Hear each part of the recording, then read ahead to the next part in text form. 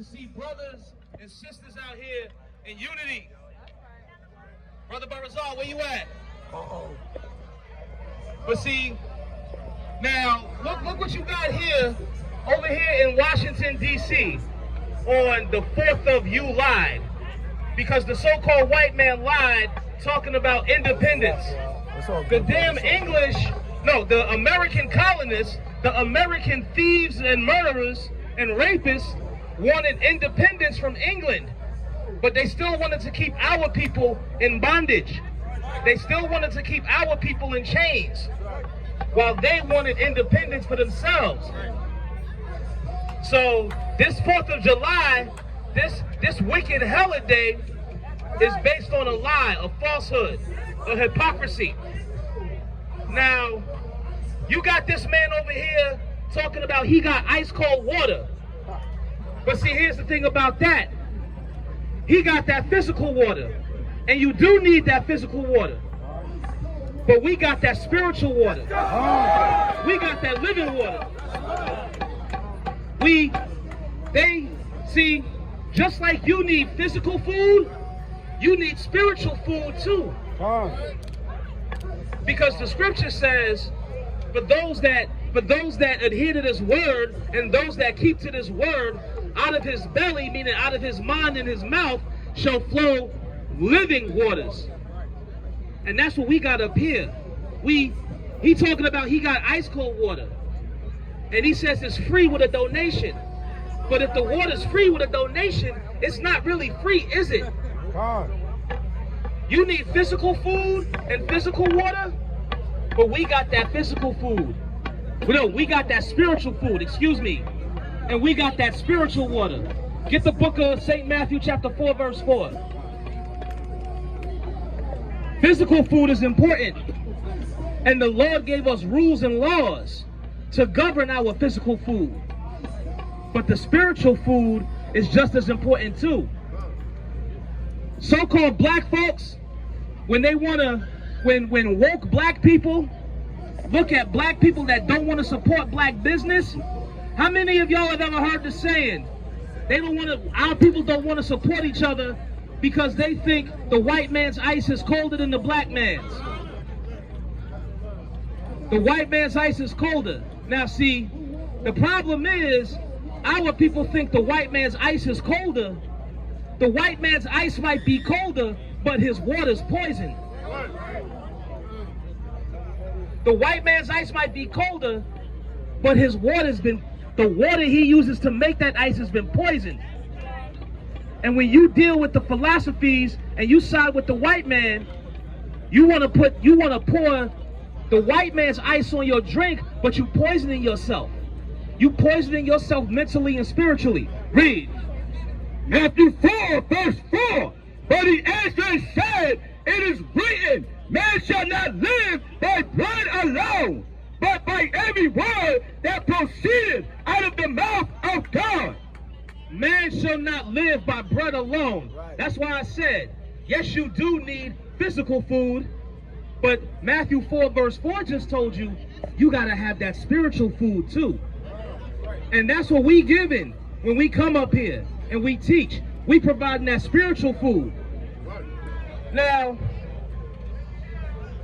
I am Executive Chef Sabal. We got some master chefs in the building, Zabak, Tara. While we on the subject of chefs, that man's been a chef for 27 years.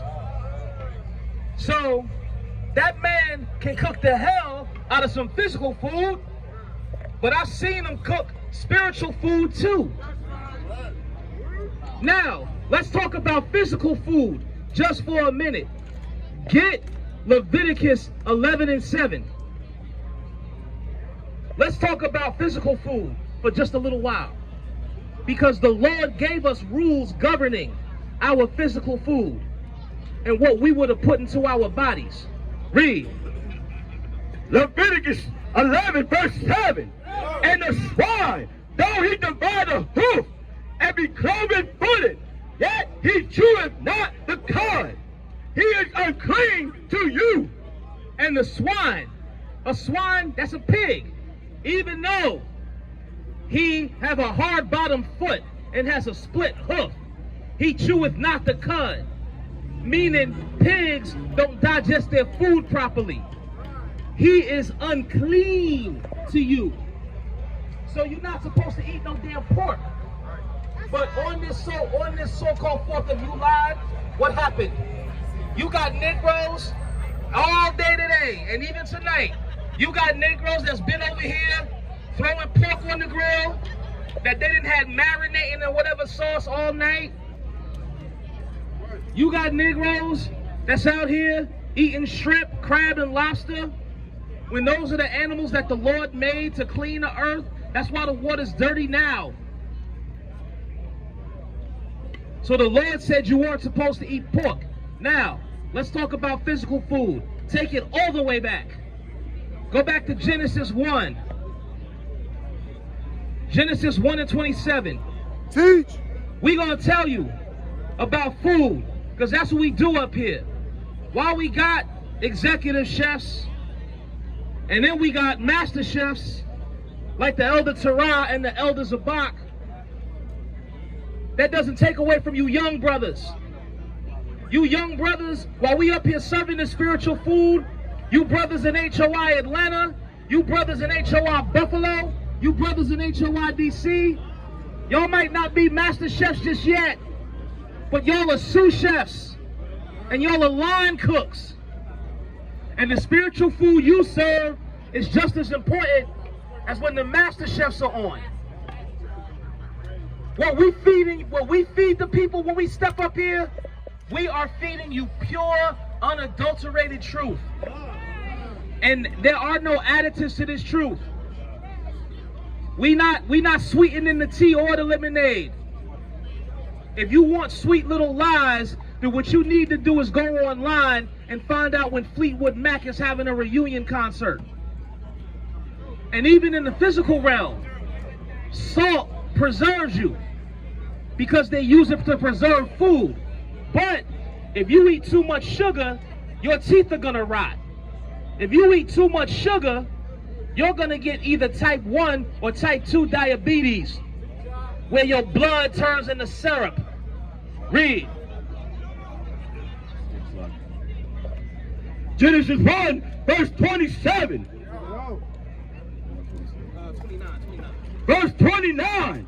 And God said, behold, I have given you every herb bearing seed, which is upon the face of all the earth, and every tree, in the which is the fruit of a tree yielding seed. To you it shall be for meat. So, all the way back in the book of Genesis, the first chapter, Genesis 1:29, the Lord said that he gave us every herb bearing seed and every tree bearing fruit. He gave it to us for meat. So what that means is that you're not supposed to eat seedless fruit. You're not supposed to eat seedless watermelons. You're not supposed to eat seedless grapes or any other fruit that doesn't have seeds. Because as a brother once said to me, if you eat seedless fruit and if you're a man, you're eventually going to be seedless. I remember reading in 7th grade in science class that seedless fruit is a genetic mutation. So that mutates your genes too if you consume it. So the Lord gave us rules, and I'll tell you something. While we're on the subject of every manner of herb bearing seed, I'm going to tell you this. There's nothing wrong with marijuana. There is nothing wrong with marijuana in and of itself. You're just not supposed to smoke it. You can use the tea, or you can make those special brownies. Edibles are getting to be a real big thing now, so you can even do that. But you're not supposed to smoke it. You're not supposed to smoke marijuana. You're not supposed to smoke tobacco. You're not supposed to smoke crack. And I mean, the Lord said every manner of herb bearing seed. I mean, hell, the coca leaf was given as a natural stimulant, like Red Bull.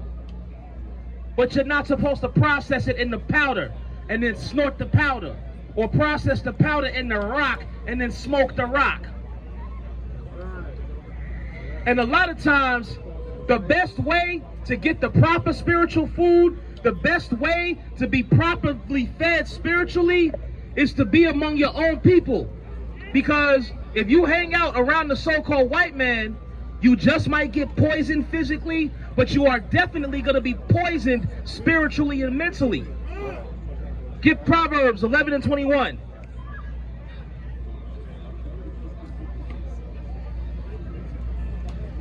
We are here to give you the true spiritual food. You getting spiritually poisoned in them damn black churches.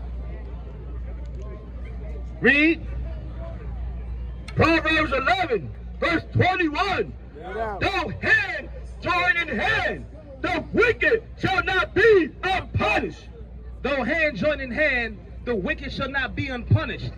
So even though the so-called white man tries to come and be humble and begs on his knees for spiritually and mentally poisoning our people, he's still gonna be punished. Now get Proverbs 12:26. Read. Proverbs 12, verse 26. The righteous is more excellent than his neighbor, but the way of the wicked seduces him. Right. So when we, the 12 tribes of Israel, when we are among our own people, naturally we get fed the proper spiritual food. But we get spiritually poisoned when we hang out with the white men and the other nations.